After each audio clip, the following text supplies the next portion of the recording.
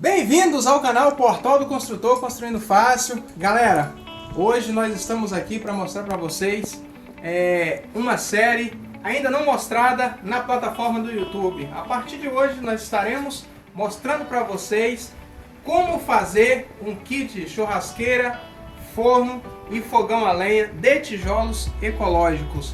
Então, nós estaremos proporcionando a vocês a possibilidade de você mesmo executar aí na sua casa, ok? Estaremos mostrando para vocês todo o passo a passo, desde a preparação até o momento final, ok? Nós estamos já gravando aqui para mostrar para vocês uma prévia de como está ficando, mas terão vídeos até a parte de finalização, até o resultado final, tá? Então você que é inscrito no nosso canal, você que também não é inscrito, mas que gosta aí do nosso conteúdo, eu te convido a participar conosco. Nós temos alguns desafios. Esses desafios são os seguintes: nós colocamos uma meta, assim que forem atingidas, nós estaremos lançando os vídeos posteriores, beleza? Então o kit, ele já está praticamente finalizado, como vocês podem ver.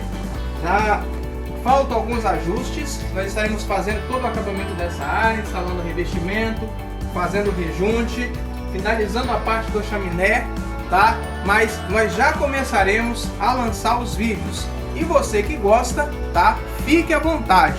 E aí, eu quero lembrar você que ainda não é inscrito, se inscreva aqui no nosso canal, deixe o seu like, deixe o seu comentário e ative o sininho para receber as notificações referente aí a cada vídeo que nós formos postando, ok? Então é isso aí, galera. Para não perder nenhum detalhe, fique ligado, vem conosco, vem com o Portal do Construtor.